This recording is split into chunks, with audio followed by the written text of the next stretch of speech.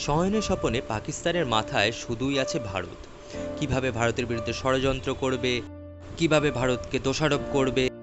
এই যে তেহরিকে তালিবান নিয়ে পাকিস্তান জেরবার, তার নেপথ্যেও তো ভারতকেই দেখতে পায় ইসলামাবাদ। একদা যেই তালিবান এবং আফগানিস্তানকে নিজেদের বেস্ট ফ্রেন্ড মনে করত পাকিস্তান, এখন তাদেরকেই দিল্লির দোসর বলে দাগিয়ে দিয়েছে ইসলামাবাদ। আর সেই আফগানিস্তানই এবার বড় একটা ধাক্কা দিয়েছে পাকিস্তানকে। এমনিতেই তালিবানের সঙ্গে পাকিস্তানের সম্পর্কের অবনতি ঘটেছে বিগত দিনে। এই আবহে কাবুল এমন এক সিদ্ধান্ত নিয়েছে যার জেরে পাকিস্তানের কোটি কোটি ডলারের ব্যবসা কার্যত ভেঙে পড়েছে। কি এমন করলো কাবুল যাতে ইসলামাবাদের মাথায় হাত? নমস্কার, আমি অভিজিৎ।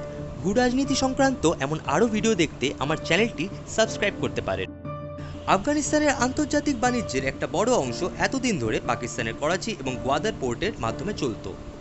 ট্রানজিট ট্রেড থেকে পাকিস্তান মোটা অঙ্কের রাজস্ব পেত, আয় বাড়ত, ট্রাক পরিবহন, গুদাম, লজিস্টিক এই সব ক্ষেত্রেই ব্যবসা জমজমাট হয়ে গেছিল। 2021 সালে আফগানিস্তান পাকিস্তান ট্রানজিট ট্রেডের মূল্য ছিল প্রায় 5 বিলিয়ন মার্কিন ডলার। অথচ 2025-26 অর্থবর্ষে তা নেমে এসছে মাত্র 367 মিলিয়ন ডলারে। কিন্তু কেন এমনটা ঘটলো? এর আগে ভারত কিন্তু পাকিস্তানের মাধ্যমে ট্রানজিট রুট দিয়ে আফগানিস্তানে পণ্য পরিবহন করতে চেয়েছিল, কিন্তু পাকিস্তান তাতে বাধা হয়ে দাঁড়িয়েছিল। এর জন্য ভারত কিন্তু ইরানের পথে আফগানিস্তানে পণ্য নিয়ে যায়। আর এখন আফগানিস্তানও ইরানের চাবাহার বন্দর দিয়ে বিকল্প রুট হিসেবে তাদের পণ্য পরিবহন করতে শুরু করেছে। এর নেপথ্যে একাধিক কারণ থাকতে পারে। প্রথমত, কাবুল এখন পাকিস্তানের ওপর নির্ভরতা কমাতে চাইছে, তাই তারা ইরানের পথে পণ্য পরিবহন করছে। দ্বিতীয়ত, আফগানিস্তান ও পাকিস্তানের মধ্যে দীর্ঘদিন ধরেই সীমান্তে উত্তেজনা বিরাজ করছে। এর আগে নিরাপত্তার কারণ দেখিয়ে তো পাকিস্তান সীমান্তও বন্ধ করে দিয়েছিল। তবে রিপোর্ট বলছে বাণিজ্য কমার এই প্রবণতা কিন্তু তারও আগের থেকে শুরু হয়েছিল, অর্থাৎ এটা ছিল আফগানিস্তানের একটি দীর্ঘমেয়াদী কৌশল। এর জেরে ক্ষতি হয়েছে পাকিস্তানের।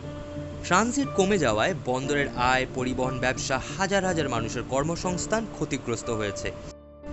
এমনিতেই অর্থনৈতিক সংকটে রয়েছে পাকিস্তান, আর তার উপর আফগানিস্তানের থেকে এই আয় কমে যাওয়ার কারণে তারা আরও বেশি চাপে রয়েছে।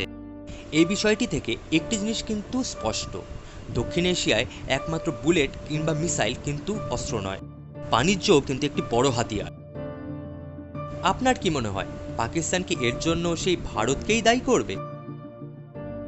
এই নিয়ে আপনার মতামত আপনি জানাতে পারেন কমেন্ট সেকশনে।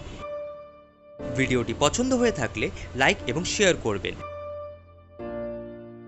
এই ধরনের ভূ রাজনৈতিক বা ডিফেন্স সংক্রান্ত আরও বিশ্লেষণমূলক ভিডিও যদি দেখতে চান, তাহলে নিশ্চয়ই আমার চ্যানেলটি সাবস্ক্রাইব করবেন।